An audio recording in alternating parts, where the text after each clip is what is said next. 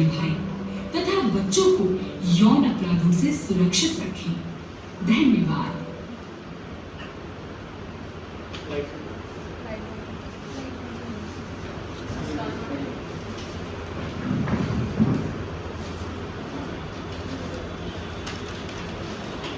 चलिए प्रेजेंटेशन को शुरू करते हैं और समझने का प्रयास करते हैं फिर दोबारा से पॉक्सो एक्ट को। अगर हम पहले प्रीएम्बल को देखें तो प्रीएम्बल कहाँ से डिराइव होता है? प्रीएम्बल डिराइव होता है पी से। पी का मतलब प्रोटेक्शन, यानी हमारी भारत सरकार या एजुकेशन मिनिस्टर क्या चाहते हैं कि एक ऐसी व्यवस्था तैयार हो, क्योंकि पॉक्सो एक्ट एक क्रिमिनल लॉ नहीं है, ये एक्ट है जो एक व्यवस्था तैयार करवाता है ताकि बच्चों के साथ किसी प्रकार का कोई शोषण ना हो पाए या कोई एब्यूज ना हो पाए। तो इस प्रीएम्बल के अंदर दो बहुत इंपॉर्टेंट पॉइंट्स हैं। एक तो चाइल्ड हैरासमेंट की बात करता है और दूसरा वो बात करता है चाइल्ड एसॉल्ट की। ये इसके प्रीएम्बल है। बाकी और प्रीएम्बल भी छोटे छोटे, जैसे making of a special code, fast track code, ये सब की बात हम नहीं करेंगे क्योंकि डीओई हमें उसकी परमिशन नहीं देता, ना ही वो आप लोगों से एक्सपेक्ट करता है कि आप चैप्टर 9 के 9 याद करें या 46 सेक्शन को याद करें। आपके लिए दो ही सेक्शन इंपॉर्टेंट है, मैं फिर रिपीट कर रहा हूँ, एक सेक्शन 19, एक सेक्शन 21। अब हम शुरू करते हैं सेक्शन 2 से। सेक्शन 2 जो चाइल्ड को डिफाइन करता है, चाइल्ड कौन होता है? क्या 18 साल तक का बच्चा चाइल्ड है? 15 साल तक का बच्चा चाइल्ड है? 12 साल तक का बच्चा चाइल्ड है? ये हमें समझना होगा कि एक्ट में चाइल्ड की डेफिनेशन क्या है, क्योंकि हमें चाइल्ड को इमोशनली नहीं समझना, हमें चाइल्ड को समझना है प्रैक्टिकलिटी वे में, जो हमें एक्ट कहता है। हमें एक्ट के बियॉन्ड नहीं जाना in understanding the definition of a child. Child को क्या कहता है एक्ट हमारा? A child means any person below 18 years of age, यानी जो भी बच्चा 18 साल से कम आयु का है वो चाइल्ड की डेफिनेशन में फॉल करता है। लेकिन मैंने यहाँ पे चाइल्ड को 4 पार्ट में बांटा है। रीजन बीइंग क्या है? इसके लिए हमें थोड़ा सा समझना होगा पनिशमेंट को। अगर कोई किसी बच्चे के साथ कोई क्राइम होता है जो 16 साल से कम का है तो पनिशमेंट आती है 20 साल से ज्यादा की या लाइफ टाइम इम्प्रिजनमेंट की। यानी अगर 17 साल या 16 साल से बड़ा बच्चा 18 साल से कम के बच्चे के साथ क्राइम होगा तो पनिशमेंट मेरी रिड्यूस हो जाती है, वहां पे 10 साल तक का पनिशमेंट का प्रावधान है। इसलिए मैंने यहाँ पे चाइल्ड को 4 पार्ट में बांट दिया, क्योंकि हर पनिशमेंट हर क्राइम के साथ अलग अलग हो जाती है, या तो स्ट्रिक्टर हो जाती है या लिबरल हो जाती है। पहला मेरा ब्लॉक है किंडरगार्टन, फिर 5वीं क्लास तक के बच्चे the students who are studying till 5th class, then till 10th class, then followed by 12th class. लेकिन डिफरेंशिएशन हमें इसलिए समझना है क्योंकि पनिशमेंट बच्चे की उम्र के साथ बढ़ती और घटती है। अगर लास्ट इंपॉर्टेंट लाइन देखें, the law does not distinguish based on maturity और intelligence, the age of 18 years is the decisive factor। यानी what has to be taken into consideration in deciding the child definition is 18 years।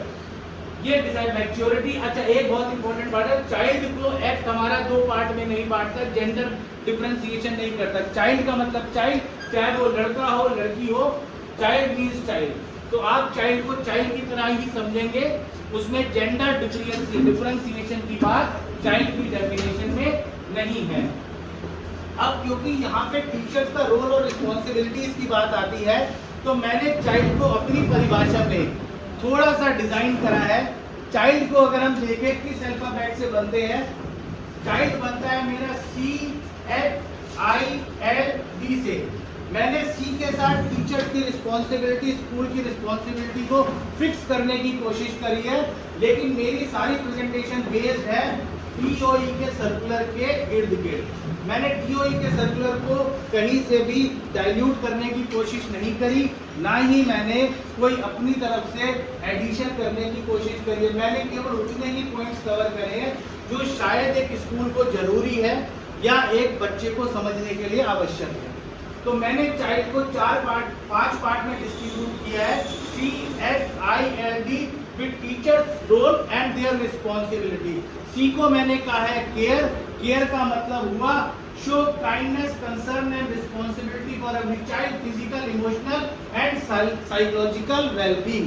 हमने बच्चे को emotionally भी समझना है, उसका ध्यान रखना है एक माँ की तरह, और अगर जेंट्स टीचर है तो शायद वो माँ की तरह नहीं रख पाएंगे, उनको बाप की तरह रखना है।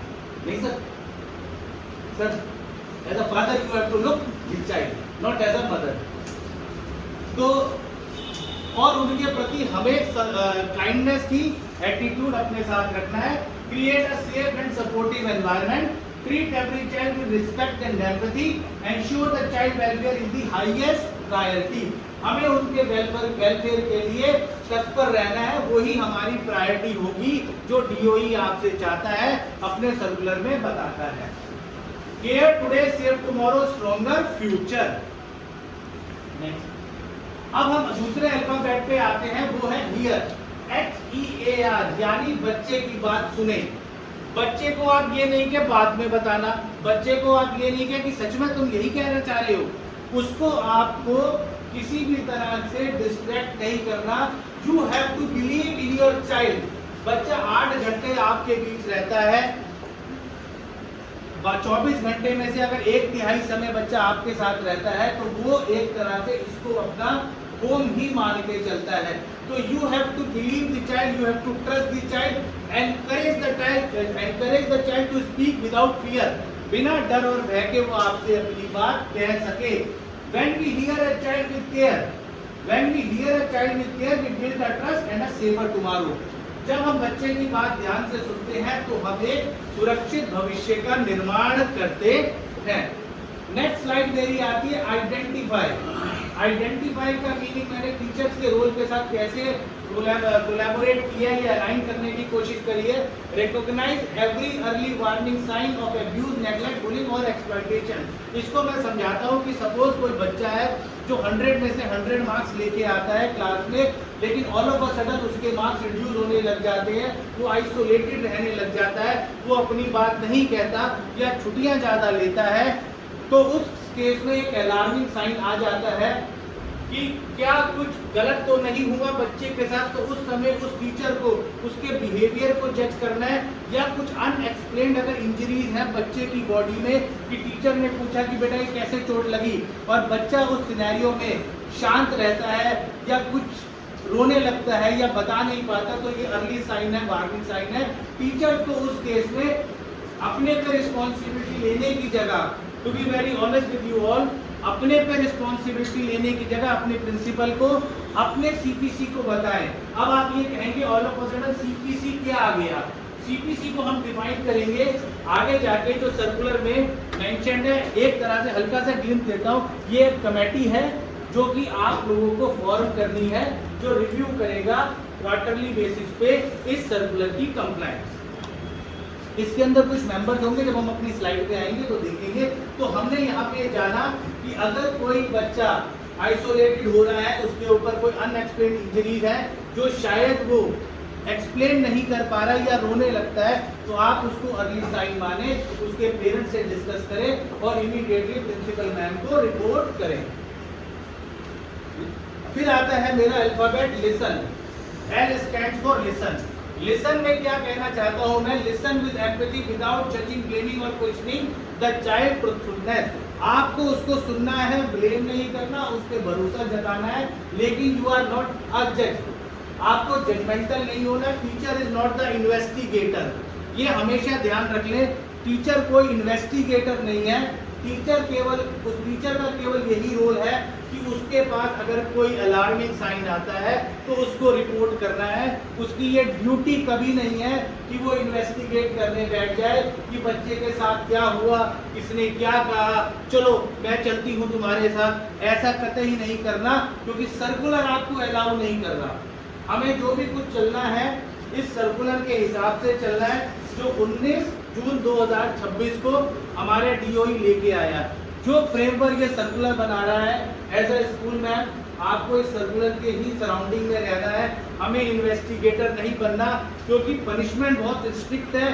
इवन यहाँ पर पनिशमेंट पुलिस वाले के ऊपर भी आती है कि suppose somebody report to the police officer. ये मैं थोड़ा सा आपको अलग बता रहा हूँ, अभी प्रेजेंटेशन से कनेक्टेड नहीं है, ना कनेक्ट करिएगा। सपोज आपने एक कंप्लेंट करी टू दी पुलिस ऑफिसर, और पुलिस ऑफिसर जैसा कि आमतौर पे करते हैं, कंप्लेंट को ठंडे बस्ते डाल देते हैं, don't take any action on the complaint. उस केस में नॉन एक्शन पे भी पुलिस वाला जेल जाएगा। तो teachers are not investigator. Teacher का काम केवल इतना है, दे हैव टू जज, they have to understand child problem and immediately report as per the law. ठीक है, listen today build trust for life. अगर आप बच्चे को आज समझेंगे, सुनेंगे, तो आप एक भविष्य के लिए ट्रस्ट डेवलप करते हैं। Next slide please. लास्ट आती है मेरी चाइल्ड की डेफिनेशन के अंदर डी यानी डिफेंड। बच्चे को आपको डिफेंड करना है, उसकी बात को टोकना नहीं है, काटना नहीं है, क्योंकि बच्चे झूठ आम तौर पे नहीं बोलते और ऐसे इंसिडेंट्स में वर्ड शायद आम तौर पे नहीं आएगा, बच्चे ऐसे केस में झूठ भी नहीं बोलते। तो बच्चा अगर आपसे कुछ कह रहा है तो you have to defend the child. आपको मान के चलना है कि the student is saying the right thing, student is saying the right thing, student आपसे सच बता रहा है। आपको रिपोर्ट करना है suspected abuse as per the POCSO act 2012 followed by amendment in 2019 followed by your DO circular issued on 19 June 2026। उसके बाद आपको मेंटेन करना है कॉन्फिडेंशियलिटी। हमें सहेली की पहले नहीं बनानी, हमें अपनी बात को कॉन्फिडेंस में लेके केवल प्रिंसिपल मैम को बताना है। ऐसा नहीं कि मेरी ये कुलीग बहुत अच्छी फ्रेंड है, let me discuss with the colleague, उसके साथ आपको डिस्कस नहीं करना, क्योंकि कॉन्फिडेंशियलिटी क्लॉज एक्ट में भी डिफाइंड है।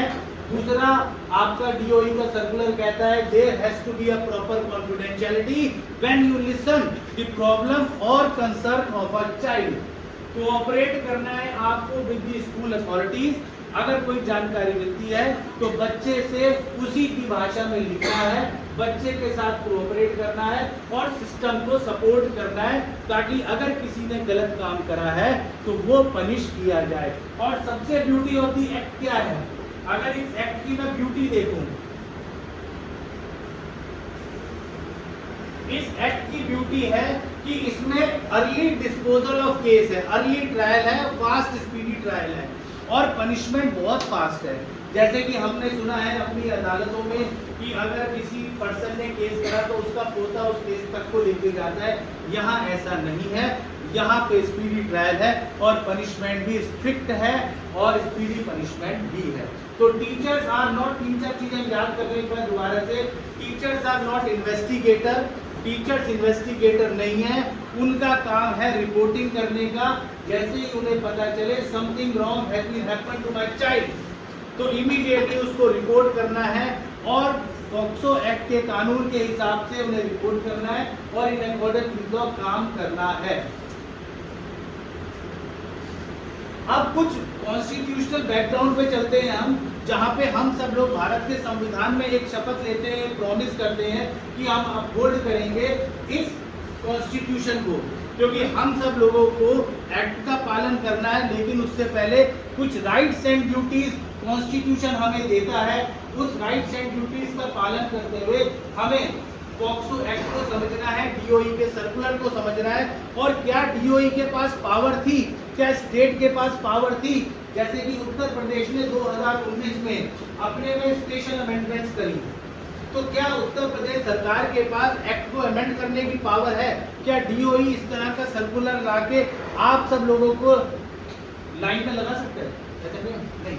तो क्या DOE आप सबको इस सर्कुलर को पढ़ने और समझने के लिए फोर्स कर सकता है? Answer is yes, because article 15 power देता है कि हम अपने एक्ट में अमेंड कर पाए, हम सर्कुलर लेके आ पाए, ताकि हम बच्चे को सेफ फील करा पाए। कुछ आर्टिकल्स हैं जो कॉन्स्टिट्यूशन में दिए, एक एक करके हम रिव्यू कर लेते हैं। आपको याद नहीं करना, केवल समझना है। याद आपको केवल 3-4 चीजें करनी है, जैसे section 2 definition of a child, जैसे सेक्शन 19 रिपोर्टिंग, जैसे सेक्शन 21 पनिशमेंट। और एक चीज ध्यान रखिए कि टीचर्स आर नॉट इन्वेस्टिगेटर, उनका काम केवल रिपोर्टिंग का है। बच्चे को इक्वलिटी बिफोर लॉ चाहिए, जैसे बड़े को एक इक्वलिटी बिफोर लॉ चाहिए, ऐसा ही बच्चा भी हमारे संविधान से मांगता है कि मुझे भी कानून का उतना ही अधिकार मिले जो मेरे माँ बाप को, टीचर को, समाज को मिला हुआ है। आर्टिकल 53 हमने पढ़ लिया है, जहाँ पे स्टेट के पास पावर है कि हम अपने एक्ट को अमेंड कर सके, कोई भी कानून या कोई भी सर्कुलर लेके आ पाए। फिर हम आर्टिकल 21 पढ़ते हैं, जहाँ पे बच्चे की dignity, body integrity, safety, emotional wellbeing और प्राइवेसी की बात करते हैं। आर्टिकल 21 कहता है every child has a right to education. बच्चा एजुकेशन कब लेके आ पाएगा? बच्चा एजुकेशन तब ले पाएगा जब उसको सेफ क्लीन एनवायरनमेंट मिलेगा। बच्चा डर के बिना पढ़ेगा, डर के बिना प्रोग्रेस करेगा। तो ये आर्टिकल 21 ये बच्चे को इंश्योर करता है कि उसको आर्टिकल 21 उसको देता है कि उसको सेफ एनवायरनमेंट स्कूल देगा, सेफ एनवायरनमेंट समाज देगा। आर्टिकल 39 कहता है the state must ensure that the children are not abused. ये आर्टिकल 39 उसको भरोसा देता है कि उसको सेफ्टी मिलेगी। आर्टिकल 39 कहता है children must grow in a condition of freedom, dignity. अगर हम लैंग्वेज देखें इस कॉन्स्टिट्यूशन के तो मोर और लेस सारे आर्टिकल उसी तरफ चलते हैं जहां पर प्राइमरी ऑब्जेक्टिव है कि हमें सेफ एनवायरनमेंट देना है अपने बच्चे को। बच्चा में चाहे वो मेल बच्चा हो चाहे फीमेल बच्चा हो, एक्ट कहता है चाइल्ड मीन्स चाइल्ड। अब अचानक में 2012 में पॉक्सो एक्ट क्यों लाया गया? क्या हमारे पास जो आईपीसी चल रहा था, इंडियन पीनल कोड, क्या वो सफिशिएंट नहीं था?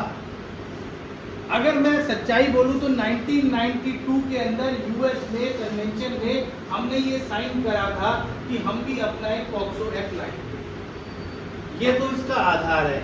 अगर ये साइन नहीं हुआ होता तो शायद भारत में पॉक्सो एक्ट नहीं आता, लेकिन क्योंकि 1992 में यूएस कन्वेंशन में हमने साइन करा था, इसलिए ये एक्ट हमारा 2012 में इम्प्लीमेंट हुआ। लेकिन अगर हम बात करें अब प्रैक्टिकलिटी की तो शायद हमारा आईपीसी बच्चे को वो प्रोटेक्शन नहीं दे पाता। अगर 2013 के इंसिडेंट्स को आप याद करें निर्भया कांड की, तो 2012 तक औरतें भी सेफ और सुरक्षित नहीं थी कानून के दायरे के अंदर। 2013 में अगर निर्भया अनफॉर्चुनेट इवेंट या इंसिडेंट्स नहीं हुआ होता तो 2013 में शायद रेप की डेफिनेशन भी बहुत अच्छी तरह ड्राफ्ट नहीं करी जाती, स्ट्रिक्टर पनिशमेंट नहीं आ पाती। लेकिन क्योंकि यूएस कन्वेंशन यहाँ पे इन्वॉल्व है, इसलिए हमारे इस एक्ट में वो सारी चीजें कवर 2012 में ही कर ली जो शायद 2013 में आईपीसी में लेके आता है। अब आईपीसी नाम का कोई एक्ट नहीं है। तो क्या है, before 2012 India had provisions under the Indian Penal Code dealing with offences against women and certain offences affecting children. However, there was no comprehensive law specifically designed to protect children from sexual abuse, sexual assault, sexual harassment and exploitation. हमारी IPC के अंदर बच्चों के लिए कोई कानून नहीं था। 2012 में इस कानून को लाया, बच्चों की सेफ्टी के लिए गया। अगर top impact of the POCSO act देखें तो प्रोटेक्ट करता है चिल्ड्रन को, extra ordinary child friendly procedure है। अगर स्टार्टिंग में मैंने कहा था ये प्रोसीजरल लॉ भी है और सब्सटेंटिव लॉ भी है, क्योंकि राइट्स एंड लायबिलिटीज को भी डिफाइन करता है और एक ऐसा सेट पैटर्न करता है जो कानून में नहीं लिखा, क्योंकि हर बच्चा अपनी भाषा में कंप्लेंट करता है। तो आप उसके लिए कोई फॉर्मेट नहीं बना सकते कि किस फॉर्मेट में उसको कंप्लेंट करनी है। बच्चा अपनी सिंपल भाषा में अपनी बात कहेगा, उसको रिकॉर्ड करा जाएगा। और इसके लिए स्पेशल कोर्ट इसलिए बनाए गए हैं ताकि क्रॉस एग्जामिनेशन और ये जो एक टेक्निकल प्रोसीजर्स है बच्चा उसको नहीं देख पाता, तो इसीलिए इसके लिए स्पेशल कोर्ट्स बनाए गए हैं। आगे कहता है ये special care for the children speedy trial of the special court, मैंने ये आपको समझा दिया। नेक्स्ट स्लाइड में देखते हैं क्या है object of the act. Act को मैंने पूरी तरह से डिफाइन कर दिया है कि to protect every child from sexual offences, to define different kind of sexual offences. हमें इसमें नहीं जाना एज अ टीचर, लेकिन क्योंकि आपको पॉक्सो एक्ट का एक ओवरव्यू पता होना चाहिए इसलिए मैंने कवर करा है। हमारे को कौन कौन से सेक्शंस पे ध्यान देना है, कोई बता पाएगा? यही आपके लिए एंटायर टीओई का सर्कुलर है जिसको हमें देखना है, लेकिन फिर भी हमें पता होना चाहिए कि एक्ट बेसिकली क्या कहता है। To make reporting compulsory, to establish child friendly procedure, to establish special court, to ensure rehabilitation and dignity of the child. Rehabilitation पे थोड़ा सा ध्यान दें। अगर किसी बच्चे के साथ कोई अब्यूसिव एक्ट हो गया हो, घिनौना एक्ट हो गया हो, उस केस में बच्चे को रिहैबिलिटेशन का सारा खर्चा वो परिवार देगा जिसके सदस्य ने गलत काम करा। ऐसा नहीं है कि उसको केवल जेल होगी, उसको वहां तक का एक्सपेंडिचर करना है जब तक कि बच्चा पूरी तरह से सोसाइटी में बैक ना कर पाए। जब तक नहीं होगा तो हर मेडिकल ट्रीटमेंट उस परिवार को करना है, उसको हर कोशिश करनी है कि बच्चा वापस समाज का एक हिस्सा बन पाए, वो उस ट्रॉमा से निकल पाए। इसीलिए रिहेबिलिटेशन की यहाँ पे बात करी गई है। ये हम देखेंगे 5 पिलर्स जब हम पढ़ेंगे डीओई के, कौन कौन से 5 पिलर्स हैं, वहाँ पे हम रिहेबिलिटेशन को थोड़ा सा विस्तार से समझने का प्रयास करेंगे। मेरे ख्याल से मैं अपनी बात कन्वे कर पा रहा हूँ, पक्का? चलिए नेक्स्ट स्लाइड पे आते हैं। अब एक बात बताएं कि किसकी जिम्मेवारी है बच्चे को बचाने की, इसको बाद में देखते हैं। किसको बचाने की जिम्मेवारी है? टीचर्स को, पुलिस को, सरकार को, किसको? सब। हर एडल्ट की ड्यूटी डिफाइन करी गई है इस एक्ट के अंदर कि उसको बच्चे को बचाना है, उसको बच्चे को सेफ क्लीन एनवायरनमेंट देना है, उसको प्रोटेक्ट करना है from any kind of a child abuse और चाइल्ड हैरासमेंट। हमें बच्चे को, हम सबको, चाहे कोई जेंडर में मेल हो फीमेल हो, 18 ईयर्स से बस वो अगर प्लस है तो उसको इस एक्ट का पालन करना है। और अगर कहीं पे भी कोई ऐसा कुछ देखता है तो उसको रिपोर्टिंग मैकेनिज्म में लेके अपने आप को आना है और रिपोर्ट करना है। लेकिन यहाँ पे क्योंकि टीचर है तो इसलिए हमने टीचर्स पे फोकस ज़्यादा करा है। जैसे चाइल्ड की डेफिनेशन है, हमने टीचर्स की रिस्पॉन्सिबिलिटी बताई है, रोल बताया है, एच में बताया, आई में बताया, एल में बताया और फाइनली डी में बताया जो कि कहलाता है डिफेंड। ठीक है। अब क्या स्कूल के अंदर बहुत सारे स्टाफ मेंबर होते हैं, तो क्या सारे स्टाफ मेंबर को देखना है या केवल टीचर को ही देखना है? इस सिनेरियो में जो भी स्कूल की बाउंड्री में एडल्ट है उसको बच्चे की प्रोटेक्शन का ध्यान देना है, चाहे वो टीचर हो, प्रिंसिपल हो, वाइस प्रिंसिपल हो, लेबोरेटरी का स्टाफ हो, पीएन हो, गार्ड हो, गार्डनर हो, ड्राइवर हो, कोई भी पर्सन जो स्कूल की बाउंड्री के अंदर है उसकी एक ड्यूटी है to safeguard the child from the preamble जो हमने पढ़ा था, child assault, child harassment. Child harassment को डिफाइन करना बड़ा मुश्किल है, लेकिन जैसे किसी बच्चे के को कोई गलत फोटो दिखाई जाए या उसको कोई ऐसा हम डायलॉग दें ताकि वो उस हैरास फील करे, क्योंकि चाइल्ड हैरासमेंट को डिफाइन करा नहीं गया। ये केवल एक भावनात्मक वर्ड है जिसको समझा जा सकता है लेकिन लिखा नहीं जा सकता। तो इसलिए हर किसी को हमें ध्यान, मतलब बच्चे को बचाना है। टीचर्स की रिस्पॉन्सिबिलिटी है, शायद समझ आ चुकी होगी आपको कि रिकॉग्नाइज वार्निंग साइन जो हमने चाइल्ड की डेफिनेशन में देखा, रिस्पॉन्ड कामली हमने चाइल्ड की डेफिनेशन में देखा, प्रोटेक्ट एविडेंस को हमने देख लिया चाइल्ड की डेफिनेशन में, report immediately, reporting part compulsory है, सेक्शन 19 कहता है रिपोर्टिंग के बारे में, maintain confidentiality and finally support the child ताकि वो वापस समाज का हिस्सा बन पाए। अब हम इसको कंक्लूड करते हैं अपने पहले सेशन को।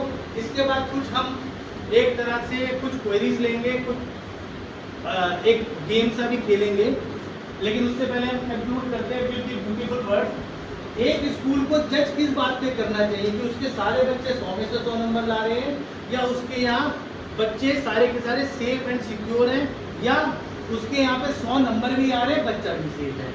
मेरा आंसर थर्ड है, सी है, क्योंकि बच्चे को सेफ एनवायरनमेंट भी देना है और बच्चे के मार्क्स भी लाने हैं। तो दोनों की बैलेंसिंग करनी है कि मेरा बच्चा जो स्कूल में पढ़ रहा है वो एकेडमिकली शार्प हो और उसको physical, psychological protection, safety school provide कराएगा। तो रोल इसमें सबसे ज़्यादा टीचर्स का होता है, क्योंकि टीचर्स 8 घंटे बच्चों के साथ रहते हैं। अब कुछ केस स्टडी करते हैं, कुछ क्वेश्चन आंसर लेते हैं। अगर आपके दिमाग में कोई क्वेश्चन है तो पूछ सकते हैं, अदरवाइज 2 केस स्टडी यहाँ पर है। जब हम सेशन दूसरा शुरू करेंगे तो वहाँ पे मैंने 3 केस स्टडी और ली है ताकि और सब्जेक्ट हमारा क्लियर हो जाए। अब अगर एक बच्चा आपसे कहता है कि मुझे इनअप्रोप्रिएटली टच करा गया है, अगर बच्चा टीचर से आके कहता है कि मुझे इनअप्रोप्रिएटली टच करा गया है, तो इसके करेक्ट आंसर क्या होंगे? वैसे तो ओपन ये बुक हो गया है, आंसर आपको दिख गए हैं, लेकिन फिर भी क्या आंसर होना चाहिए? इसको नहीं देखते ईमानदारी से, क्या आंसर होने चाहिए? अगर बच्चा टीचर के पास आके कहता है कि मेरे को इनअप्रोप्रिएटली टच करा गया है, पहले तो सुनेंगे सर उसे, बिल्कुल ठीक है, आराम से काम नहीं की भाई उसी क्या बात है, वो अपनी बात रख सके, परफेक्ट, हमारे साथ हेजिटेशन ना बनाए बताते हो, बिल्कुल ठीक है। और सर सबसे पहले तो काम करना जरूरी है, कि आप मुझे बताइए क्या बात है। ये वाला पॉइंट बड़ा अच्छा है, शायद मैं कवर करना भूल गया, मैं अप्रिशिएट करता हूँ सर को। हमें कामली उसकी बात सुननी है, समझनी है और उसको एक फियर से बाहर लेके आना है। और कोई बताना चाहेगा कुछ? ठीक है, लेकिन यहाँ पे मैं एक चीज ऐड करूँगा, फ्रेंडली किसने बोला? हाँ, एक चीज ऐड करूँगा, जब भी आप बच्चे के साथ पोलाइटली और कामली बात करें तो किसी भी आइसोलेटेड प्लेस पे बच्चे के साथ बात ना करें। इस इंसिडेंस के बाद अगर कोई भयावह इंसिडेंस हो गया है तो ध्यान से समझ लें, अगर कोई बैड इंसिडेंस हो गया है तो बच्चे की बात कामली जरूर सुने, लेकिन आइसोलेटेड प्लेस पे ना सुने। अपने साथ एक कुलीग को, प्रिंसिपल मैम को, वाइस प्रिंसिपल मैम को या सर को लेके जाए, और अगर उस समय कोई उपलब्ध नहीं है तो 2 सीनियर बच्चों को लेके जाए। अकेले में कभी बच्चे के साथ कोई इंटरेक्शन ना करें, ये हमेशा ध्यान रखें। तो हमारी ड्यूटी है बच्चे को प्रोटेक्ट करना, लेकिन साइमल्टेनियसली हम भी किसी तकलीफ में ना आ जाए, ये भी हमें प्राइमरीली समझना होगा। तो सही आंसर है इसका stay calm, take the child to the private and safe place, listen patiently, allow the child to speak in their own word. बच्चा अपनी भाषा में बोलेगा, आपको उसके शब्दों को अल्टर नहीं करना, क्योंकि कहीं बच्चा ये ना बोल दे कि मुझको तो मैम ने बताया था। तो ऐसा ना हो कि वो डिफिकल्टी उससे हटके या उस जो एक्यूज पर्सन से हटके हमारे पास आ जाए। तो बच्चे को अपनी भाषा में बोलने दीजिएगा, अपनी तरफ से हमें कोई भी वर्ड नहीं देना, ठीक है ma'am? Record only the basic fact, inform the principal ma'am immediately, ensure the matter be reported to the police, maintain confidentiality. हमें क्या नहीं करना? Are you sure? हमें क्वेश्चन मार्क नहीं लगाना, सजेस्ट आंसर नहीं करने, फोर्स नहीं करना कि वो एक ही स्टोरी को बार बार बताए। हमें बच्चे को नहीं कहना अच्छा फिर क्या हुआ, अच्छा एक बार दोबारा से बताना, ऐसा नहीं करना। हमें कोई बच्चे के साथ लूज टॉक नहीं करनी, सेंसिटिव मैटर है। डीओई बहुत ज़्यादा स्ट्रिक्ट है इसकी कंप्लाइंस के लिए। वो कहता है क्वार्टरली मीटिंग भी हो, वो कहता है क्वार्टरली अवेयरनेस प्रोग्राम्स भी होते रहे। तो डीओई आज की तारीख में बहुत सेंसिटिव है, क्योंकि दिल्ली में कुछ इंसिडेंट्स हो चुके हैं जिस वजह से अमेंडमेंट, अल्टरेशन और मॉडिफिकेशन आप लोगों के सर्कुलर में आ चुकी है। क्योंकि ये पहला सर्कुलर नहीं है, इससे पहले 2 सर्कुलर और आ चुके थे जो चाइल्ड सेफ्टी और प्रोटेक्शन की बात करते हैं, लेकिन वो बहुत ज़्यादा एक तरह से स्कूल के लिए हार्ड या स्ट्रिक्ट नहीं थे। लेकिन अब स्कूल के लिए जो नया सर्कुलर है 19 जून 2026 का बहुत स्ट्रिक्ट है, बहुत कंप्लायंट स्कूल वालों को करनी है। उसके साथ कन्फ्रंट नहीं करना, उसको ये नहीं कहना तुम झूठ बोल रहे हो। जो बच्चा कह रहा है वो बच्चा सही कह रहा है, उसकी बात उसी की भाषा में हम रिकॉर्ड करें। नेक्स्ट हम आते हैं अपनी केस पे। अगर बच्चा ये कहता है आपको मैसेज करके मैडम मुझे स्कूल आने में डर लगता है, मुझे अनकंफर्टेबल फील होता है, तो हमें क्या करना है? अगर टीचर ऐसा मैसेज रिसीव करती है कि ma'am I am scared to come to the school tomorrow, ये एक अलार्मिंग साइन होता है कि कुछ गड़बड़ तो हो रही है। ऐसा भी हो सकता है एक बच्चा ना हो, और भी ज़्यादा बच्चे हो सकते हैं जो इसके शायद शिकार हो रहे हो। तो टीचर को इमीडिएटली क्या करना है? जो व्हाट्सएप आएगा उसको प्रिजर्व करना है, उसको डिलीट नहीं करना। दूसरा, उसको किसी ग्रुप में शेयर नहीं करना, क्योंकि आमतौर पे स्कूल वाले अपना एक ग्रुप बना के चलते हैं ताकि जो भी इंफॉर्मेशन है वो ग्रुप में शेयर कर दी जाए। लेकिन ऐसी इंफॉर्मेशन क्योंकि टीचर के पास प्राइवेटली आई है, तो टीचर को उसको ग्रुप में शेयर नहीं करना, उसको केवल मैडम को, प्रिंसिपल मैम को या प्रिंसिपल सर को या जो भी उनसे सीनियर मैम है उनको शेयर करना है और प्रिजर्व करके रखना है वो व्हाट्सएप जो बच्चे ने आप लोगों को भेजा है। यहाँ पर हम ये सेशन को क्लोज करते हैं। अब नेक्स्ट सेशन में हम इस सेशन में अब सर्कुलर को ध्यान से समझते हैं, सर्कुलर्स के पिलर को समझते हैं और समझने का प्रयास करते हैं कि क्या आवश्यकता आ गई 19 जून 2026 को कि इतना स्ट्रिक्ट सर्कुलर लेके आया गया। ये सर्कुलर का अगर हम सब्जेक्ट देखें, implementation of the protection of child from the sexual offences, POCSO act 2012 and protection of child from sexual offences in all government aided school, private school etcetera etcetera. अगर protection को समझे तो एक व्यवस्था का निर्माण करने के लिए, एक व्यवस्था का निर्माण करने के लिए सर्कुलर लाया गया। पनिशमेंट यहाँ पे मेन ऑब्जेक्टिव नहीं है। पनिशमेंट केवल एक डर पैदा करता है किसी भी आदमी के अंदर कि मैं ये गलत काम नहीं करूं, लेकिन ऑब्जेक्टिव ऑफ द एक्ट है कि हमें एक ऐसी व्यवस्था बनानी है ताकि मेरा बच्चा सेफ रहे, सिक्योर रहे। तो उस व्यवस्था को मजबूत करने के लिए या उस व्यवस्था को प्रॉपरली चलाने के लिए कानून की आवश्यकता होती है। There is a need of a law for making the व्यवस्था go successfully and without any break or hassle। तो इसीलिए उसी उद्देश्य को लाते हुए ये सर्कुलर लाया गया, जो सर्कुलर के कुछ 5 पिलर्स हैं, जो है PPRRA। ये सर्कुलर कहता है prevention, protection, reporting, rehabilitation and accountability. यानी ऑब्जेक्टिव में वही व्यवस्था है कि सब चीजें सही सुचारू रूप से चले, जैसे कि बच्चे को प्रिवेंट करा जाए, बच्चे को प्रोटेक्ट करा जाए, बच्चे की रिपोर्टिंग करी जाए, बच्चे को रिहेबिलिटेट करा जाए और अकाउंटेबिलिटी फिक्स करी जाए। बच्चे को प्रिवेंशन हम कैसे देने कि हम उसे एक अच्छा एनवायरनमेंट दें, टीचर्स को एजुकेट करें, स्टाफ मेंबर्स को एजुकेट करें, पेरेंट्स को एजुकेट करें। इस सर्कुलर में टीचर्स को एजुकेट करने के अलावा बच्चों को एजुकेट करने के लिए भी पैराग्राफ दिया है, लेकिन वो मैं यहाँ कवर नहीं करूँगा। पेरेंट्स को एजुकेट करने के लिए भी इस सर्कुलर में मैंडेटरी प्रोविजंस हैं। इसलिए प्रिवेंशन करना चाहता है सबसे पहले ये सर्कुलर, उसके बाद प्रोटेक्शन की वो बात करता है। यानी अगर बच्चे इस प्रॉब्लम को समझ जाएं तो शायद वो सेल्फ प्रिवेंशन में चले जाएंगे। इसीलिए उन्होंने स्पेशल पैराग्राफ दिया है ताकि बच्चे एजुकेटेड हों, पेरेंट्स भी एजुकेटेड हों, क्योंकि सारी रिस्पॉन्सिबिलिटी 8 घंटे की टीचर पे नहीं डाली जा सकती। बाकी 8 + 8 घंटे वो समाज में भी रहता है, वो अपने पेरेंट्स के साथ भी रहता है। लेकिन क्योंकि आप लोग govern by the law of the DOE हैं, तो आपको तो वो पकड़ सकता है DOE, लेकिन पेरेंट्स को वो कुछ कह नहीं सकता। इसलिए टीचर्स को सबसे पहले समझना होगा DOE का उद्देश्य क्या है, फिर वो सर्कुलर कहता है कि पेरेंट्स को भी समझना होगा और बच्चे भी समझ ले तो अच्छा है। फिर वो रिपोर्टिंग की बात करता है कि अगर कोई इंसिडेंस मिलता है तो उसे रिपोर्ट करें under section 19 of the POCSO act, नहीं करेंगे तो 21 में पनिशमेंट का प्रावधान है।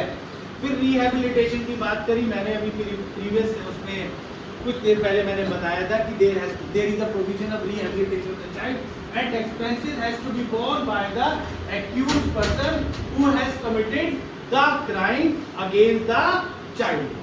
फिर अकाउंटेबिलिटी फिक्स करते हैं कि अगर कोई बार बार कुछ हमें महसूस होता है कि ये बार बार शायद कर रहा है तो उसको अकाउंटेबल बनाया जाए, उसको स्कूल से निकाल दिया जाए। उसको भी हम देखेंगे कि टीचर से कितने सारे एफिडेविट लेना चाहता है। हमारा DOE अपॉइंटमेंट से पहले वेरिफिकेशन कराना चाहता है, पुलिस वेरिफिकेशन कराना चाहता है। आपके अपॉइंटमेंट लेटर में बहुत कुछ वो चाहता है DOE, जो आपको साइन करना होगा by taking the employment in the school, और आपको एक एफिडेविट देना होगा टू द स्कूल, जो अभी हम देखेंगे बहुत कॉम्प्लेक्स है, लेकिन समझना तो पड़ेगा क्योंकि DOE का this is not an optional provision, this is a mandatory provision that each and every teacher has to comply and understand। दुख की बात है, मैं समझ रहा हूँ, लेकिन कुछ नहीं कर सकते because it is a law, we have to follow the law। Constitution of a child protection committee, सबसे पहले स्कूल को एक CPC बनाना है। इस CPC के अंदर टोटल मेंबर्स होंगे 7। मैम समझ ले एक बार, अब 10 मिनट में मैं कंप्लीट कर दूंगा और ज़्यादा टाइम नहीं लूँगा, क्योंकि तकलीफ तो सबको होती है। चलिए सबसे पहले हम बात करते हैं सीपीसी की, constitution of child protection committee. ये बनाना होगा जिसके मेंबरों के साथ कंपलसरी इसके अंदर एक लेडी मेंबर होगी, एक वुमेन मेंबर होगी, और ये कमेटी क्वार्टरली बैठ के इस सर्कुलर की कंप्लायंस को देखेगी कि क्या इस सर्कुलर की कंप्लायंस प्रॉपरली हो रही है नहीं हो रही। 12 महीने तक के लिए ये कमेटी काम करेगी। 12 महीने के बाद ये कमेटी डिसॉल्व हो जाएगी और अगले सेशन में फिर दोबारा से कमेटी रिकॉन्स्टिट्यूट हो जाएगी। अब आप कहेंगे कि मेंबर्स कौन से रहेंगे? अगर इसमें मेंबर बदलेंगे तो आखिरी वाला छठे वाले बदलेंगे, क्योंकि वो दो सीनियर स्टूडेंट ऑफ स्कूल होते हैं। अगर स्कूल में ऑप्ट करा 12th क्लास के सीनियर बच्चों को, तो अगले साल 12th के बच्चे चले जाएंगे, नए बच्चे आ जाएंगे। एक ही केस में ये कमेटी हमारी डिसॉल्व होगी बीच में, कि अगर कोई इस कमेटी का मेंबर जैसे कि head of school, nodal officer या इनमें से कोई अगर है और उसने गलती से कोई क्राइम कर दिया, तो उस सिनेरियो में कमेटी डिसॉल्व होगी, उसकी जगह नया मेंबर आएगा। फंक्शंस ऑफ द कमेटी हमने समझ लिया, उसका कॉन्स्टिट्यूशन समझ लिया, कैसे वो काम करेगी, कितने उसको रिपोर्ट करना है, और अपने पास एक रिपोर्टिंग मैकेनिज्म बना के चलना है। उसे स्कूल को एग्जामिन करना है कि सर्कुलर की कंप्लायंस हो रही है या नहीं हो रही, क्योंकि ये सर्कुलर चाइल्ड प्रोटेक्शन की बात करता है, not only the POCSO act, child protection. अब चाइल्ड प्रोटेक्शन में हर तरह की प्रोटेक्शन स्कूल को प्रोवाइड करानी है। अब ये कमेटी कैसे काम करेगी? अवेयरनेस, आपको अवेयर कराएगी। ये थोड़े थोड़े अंतराल के बाद कोई अपडेशन हुई या अपडेशन नहीं भी हुई तो एक तरह से एक प्रशप सेशन जिसको कह सकते हैं वो होना ही कंपलसरी है। आपको थोड़े थोड़े टाइम बाद किसी ना किसी को सुनना होगा जो पॉक्सो एक्ट या सर्कुलर्स के बारे में आपको बताता चला जाएगा। जैसे कि आज हम जिस पर्पस के लिए बैठे हैं, ये पॉइंट नंबर 1 को कवर करता है। आपका स्कूल बहुत विजिल है, बहुत स्मार्ट स्कूलों में से है जो जिसने इम्प्लीमेंट करा awareness programme of POCSO act DOE circular regarding the child safety, क्योंकि आपका स्कूल चाहता है कि ऐसी व्यवस्था का निर्माण जल्दी से हो जहां पे मेरा बच्चा सेफ एंड सिक्योर फील करे। तो इसके लिए मैं मैम को थैंक यू कहना चाहूँगा कि इन्होंने एक्टिवली इस पर काम करा और आप सबको अपग्रेड कराने की कोशिश करी कि ये सर्कुलर हमारे स्कूल में जल्दी से इम्प्लीमेंट हो जाए। तो हमने पॉइंट नंबर 1 को कंप्लीट कर लिया, यानी हमने एक अवेयरनेस का सेशन कर लिया। दूसरा आता है मॉनिटरिंग करनी है। मॉनिटरिंग कौन करेगा कि सर्कुलर की इम्प्लीमेंटेशन हो रही है? ये मॉनिटरिंग करेगी CPC। Facilitate reporting and referral of complaints and coordinate supportive services. उसके बाद आता है रिव्यू करनी है कंप्लेंट्स के बारे में। अगर कोई कंप्लेंट आता है तो उसको रिव्यू करें, उसको कॉन्फिडेंशियल भी रखें, मेंटेन कॉन्फिडेंशियल रिकॉर्ड्स को पब्लिसाइज नहीं करना, उसको एक सेफ कस्टडी में रखना है। तब तक रखना है जब तक कि कोई इन्वेस्टिगेटिंग एजेंसी आके आपसे उन रिकॉर्ड्स को ओरिजिनल में सीज ना कर दे। Because teachers are not investigator, teachers investigator नहीं है, उन्हें तब तक के लिए रिकॉर्ड संभाल के रखना है जब तक कि एजेंसी सीज ना कर ले। वो ओरिजिनल में लेके जाएंगे और सीजर मेमो आपको देंगे। अब स्कूल सेफ्टी मेजर्स की बात करते हैं, क्योंकि ये सर्कुलर चाहता है एक व्यवस्था तैयार हो स्कूल के अंदर जहाँ पे मेरा बच्चा सेफ एंड सिक्योर फील करे। अब उसके अंदर वो कहते हैं कि कॉरिडोर्स में प्रॉपर लाइटिंग हो, अंधेरे के कॉरिडोर्स नहीं होने चाहिए।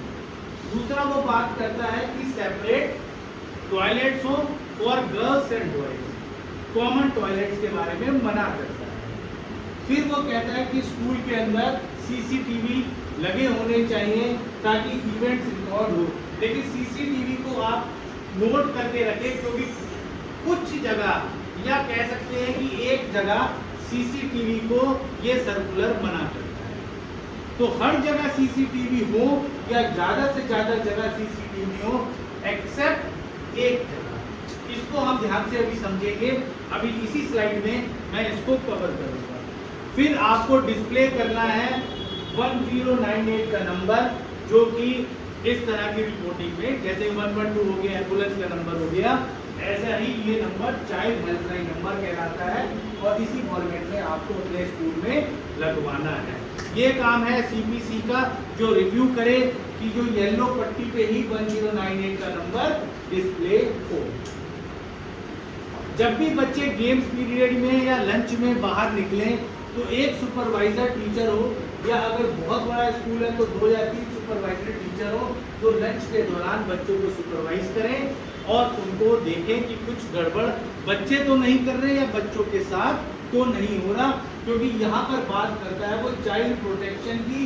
अब हम थोड़ा सा अपने आप को अब्यूज और हैरासमेंट से बाहर निकालते हैं और लेके चलते हैं चाइल्ड प्रोटेक्शन और चाइल्ड सेफ्टी के लिए, क्योंकि हमने पॉक्सो एक्ट को समझ लिया कि पॉक्सो एक्ट क्या कहता है। Child harassment, child assault, teachers का रोल, टीचर की रिस्पॉन्सिबिलिटी, स्कूल का रोल, स्कूल की रिस्पॉन्सिबिलिटी, डीओई को सर्कुलर, और हमने ये भी समझ लिया कौन से 3 सेक्शन टीचर को याद रखने हैं। लेकिन अब जो सर्कुलर चाहता है आप लोगों से बच्चों की सेफ्टी एंड सिक्योरिटी भी चाहता है, जो much beyond the sexual offences है, क्योंकि बच्चा सीढ़ी से भी उतरता है, बच्चा कॉरिडोर में भी भागता है। बच्चे जब भागते हैं तो ब्लाइंडली भागते हैं, तो एक सुपरवाइजर टीचर हो जो देखे कि there has to be a proper mechanism in the school while they were in the playground या इन द रिसर्च। ये ध्यान रखिए कि बच्चे के साथ कोई बुलिंग, हैरासमेंट, रैगिंग या डिस्क्रिमिनेशन नहीं होना चाहिए। बुलिंग, रैगिंग और हैरासमेंट और डिस्क्रिमिनेशन स्कूल के लिए लागू होता है, रैगिंग जैसे कॉन्सेप्ट स्कूलों में नहीं है। लेकिन सर्कुलर लिखता है तो मेरी लिखने की मतलब मेरे को कंपलसरी लिखना पड़ा, लेकिन आप लोग देख लें हैरासमेंट और डिस्क्रिमिनेशन स्कूलों के लिए लागू होता है। There should be no discrimination between the child on the basis of caste और जेंडर। हर बच्चा समान है, किसी भी वो धर्म का हो, किसी भी वो जाति का हो। पॉक्सो एक्ट की सेफ्टी के बारे में स्कूल ध्यान दे, शायद हमने इसको समझ लिया है।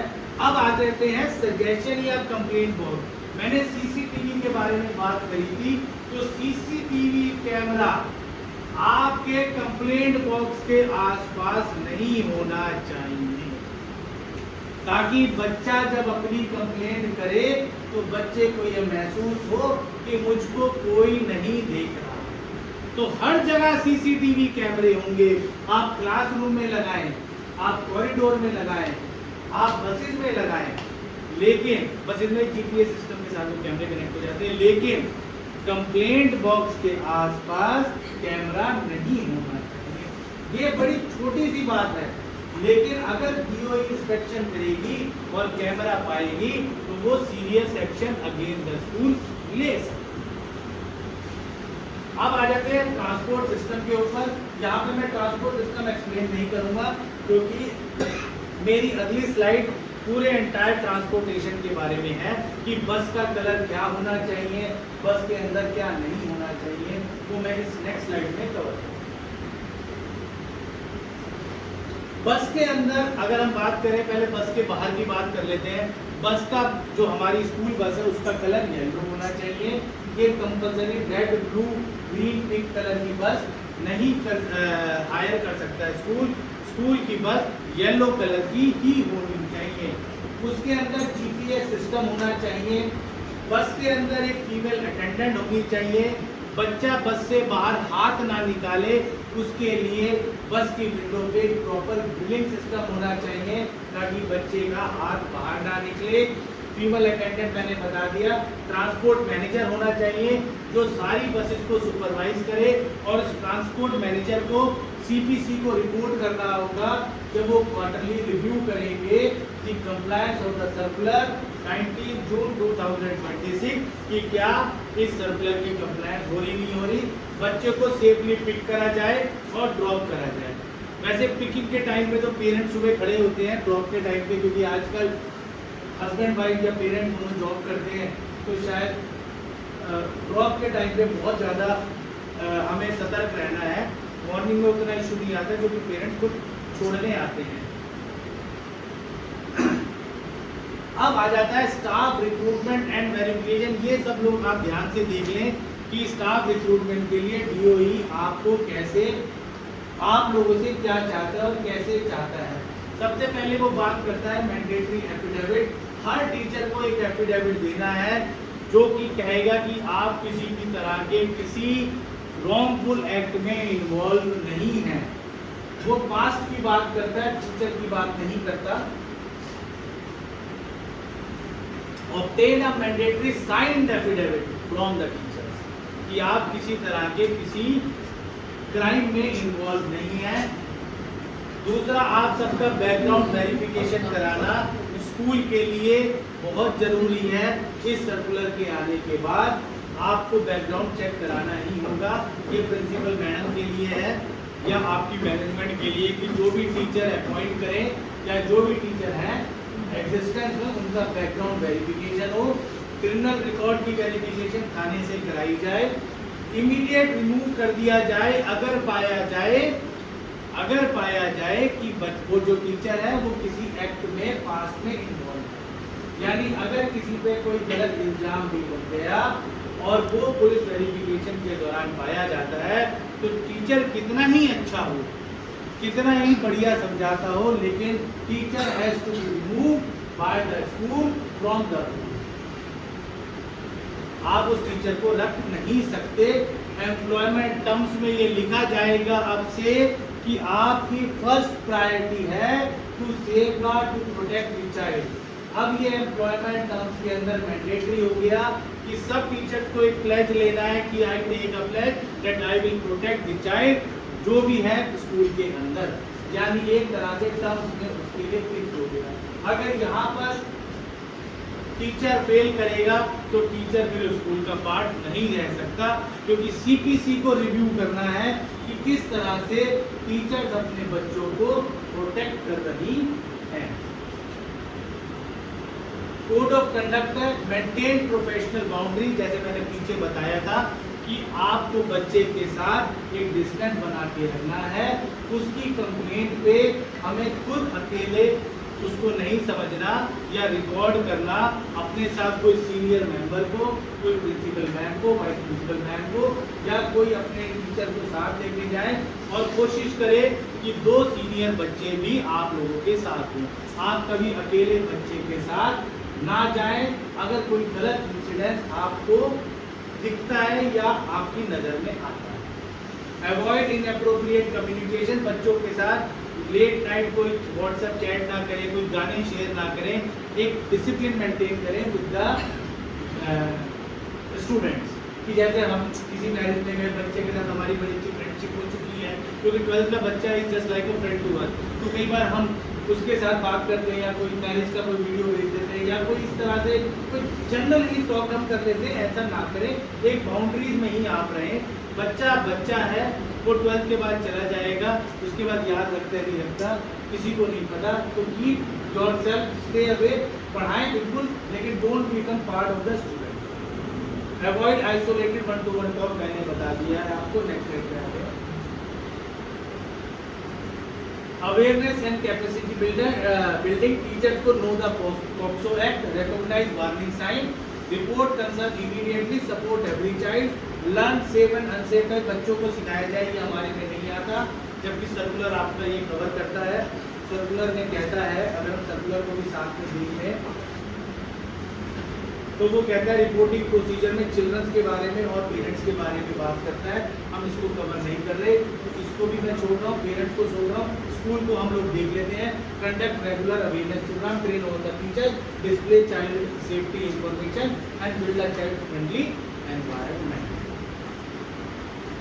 रिपोर्टिंग प्रोसीजर में record the information, inform the child protection committee, CPC को इन्फॉर्म करें, access the risk and ensure the safety, make a mandatory report, inform the parents guardian, coordinate with the authorities, maintain confidentiality and follow. Because teachers are not the investigator, they are only a record keeper. उनको record finally police पे हमको hand over करना है, उसके बाद उनका काम खत्म। एक बार बस उनको कोर्ट बुलाएगी फॉर एग्जामिनेशन कि आपने क्या सुना था, क्या नहीं था। बाकी टीचर्स का काम खत्म हो जाएगा। टीचर तब तकलीफ में आ जाएगी जब टीचर एक इन्वेस्टिगेटर बनने का प्रयास करेगी। टीचर का रोल केवल टीचर का है। डीओई इस केस में आपको बचा के चल रहा है, वो कह रहे हैं बस आप तो अपने पास रिकॉर्ड रखें। रिकॉर्ड रखने के बाद अगर कोई इंसिडेंट पुलिस की नॉलेज में आता है, फिर पुलिस को काम करने दें, आप इंटरफेयर ना करें, आप पर टीचिंग का काम करें। सेक्शन 19 मैंडेटरी रिपोर्टिंग है और सेक्शन 21 पनिशमेंट है। अब हम सेक्शन 19 को देख लेते हैं। सेक्शन 19 एक्ट की लैंग्वेज है, any person having knowledge of और responsible cause to suspect that an offence under POCSO act 2012 has been committed against a child must report the matter to the special juvenile police unit और the local police. That's it, reporting. अगर कोई बच्चा आपके साथ कहता है कि something wrong has been happen to me, तो just record the statement in the words of the child. उसको आपको गाइड नहीं करना कि कल बच्चा बोले मुझे तो इन मैम ने कहा था ऐसे ऐसे बोल दो, वो तकलीफ का विषय बन जाएगा। इसलिए जो बच्चा बोले उसको रिकॉर्ड करें एज इट इज। अकेले बच्चे के साथ इंटरैक्ट नहीं करें। इस केस में नॉर्मल केस में कर सकते हैं, लेकिन ऐसे सिनेरियो में आप इसको गांठ बांध दें कि आपको बच्चे के साथ पर्सनली कोई रिलेशनशिप उस समय कायम नहीं करनी। आपको केवल ये देखना है कि बच्चा अपनी भाषा में रिपोर्ट कर रहा है in the presence of at least 2 teacher या 2 सीनियर स्टूडेंट्स होने चाहिए along with teacher. Failure to report an offence under the POCSO act 2012 is punishable with imprisonment which may extend to 6 months or with fine or both। यानी जुर्माना भी लग सकता है, जुर्माना के साथ जेल भी हो सकती है 6 महीने। तो जिस तरह से ये सेंसिटिव एक्ट है और देखा गया है, तो जुर्माना भी भारी लगता है, लाख के नीचे नहीं लगता। मैं अमाउंट कोट कर रहा हूँ, 1 लाख से कम का जुर्माना नहीं लगता और जेल का भी प्रोविजन आ जाता है। तो बी केयरफुल। बच्चे को तो आपको प्रोटेक्ट करना भी है, ये आपकी ड्यूटी के अंदर फॉलो करता है, क्योंकि अब आपकी नई टर्म्स एंड कंडीशन में आ चुका है कि you have to protect the child. लेकिन पैरेलली आपको अपने को भी प्रोटेक्ट करना है, क्योंकि आप भी एक फैमिली में हैं। कॉन्फिडेंशियलिटी के कुछ डूज एंड डोंट्स है, एक बार हम फटाफट पढ़ लेते हैं। Keep all information about the child strictly confidential. Share information only with the CPC police और child protection authorities. Use child friendly and non judgemental language. Ensure that record and document are kept securely. Respect the child right to privacy throughout the process. Don't देख लेते हैं। Do not discuss the case with anyone who is not directly involved. Do not share details with other staff, students, parents or media. Do not use the child name, photo or any identifying details. Do not post, forward or share any information on social media. Do not allow the child to repeat the incident unnecessarily। बार बार बच्चे से नहीं कहना क्या हुआ एक बार मुझको बताना, क्या हुआ एक बार इनको बताना, ऐसा हमें नहीं करना, क्योंकि ट्रायल के केस में तकलीफ आती है। ये CPC की ड्यूटी बनती है कि वो मॉनिटरिंग और कंप्लायंस देखे कि पॉलिसी इंप्लीमेंट हुई नहीं हुई, इंफ्रास्ट्रक्चर में आपके CCTV कैमरा है या नहीं है, बसेज आपकी GPS सिस्टम के साथ काम कर रही है नहीं कर रही, आपके यहाँ पे फीमेल अटेंडेंट बस के अंदर है या नहीं है, बस येलो कलर से पेंटेड है या नहीं है, रिपोर्टिंग मैकेनिज्म प्रॉपर है या नहीं है, रिकॉर्ड्स है या नहीं है, और जहाँ पे कंप्लेंट बॉक्स हो वहाँ पे CCTV कैमरा होना चाहिए कंपलसरी। अच्छा, मुझे लगा हम लोग सो गए थे। नहीं होना चाहिए। ठीक है, नेक्स्ट स्लाइड पे आते हैं। 1098 चाइल्ड हेल्पलाइन नंबर है। मैंने फिर भी पुलिस का, एम्बुलेंस का, वुमेन सेफ्टी का डाल दिया। आप चाहें तो इसका स्क्रीनशॉट ले लें, मैं तो एक मैम को स्लाइड दूंगा ही, तो मैडम से भी आप ले सकते हैं। 1-2 केस स्टडी और कर लेते हैं, उसके बाद हम इस सेशन को क्लोज करेंगे, या एक ही करते हैं, मेरे ख्याल से सफिशिएंट रहेगी। अगर बच्चा 1 महीने के बाद रिपोर्ट करता है किसी इंसिडेंट 30 डेज के बाद, तो can action be taken, yes और नो? यस। उसकी बात सुने, सपोर्ट करें, क्योंकि जिस दिन आपने उस इंसिडेंट्स के बारे में सुना, वहीं से कॉज ऑफ एक्शन शुरू हो जाएगा, इररिस्पेक्टिव मंथ, जनवरी का हो, फरवरी का हो, मार्च का हो, अप्रैल का हो या मई का हो। यानी जब बच्चे ने आपको रिपोर्ट करा तो वो रिपोर्टिंग मैकेनिज्म वहीं से शुरू हो जाएगा, कॉन्फिडेंशियलिटी क्लॉज आ जाएगा। Finally reporting to the CPC, principal ma'am, vice principal ma'am, और to the police authorities by the CPC by the school management committee. ठीक है, तो आज के लिए मेरे ख्याल से इतना काफी है। मैं अपना सेशन क्लोज करता हूँ। बहुत बहुत धन्यवाद आपको ध्यान से सुनने के लिए। अगर किसी का कोई क्वेश्चन है पूछ सकते हैं, अदरवाइज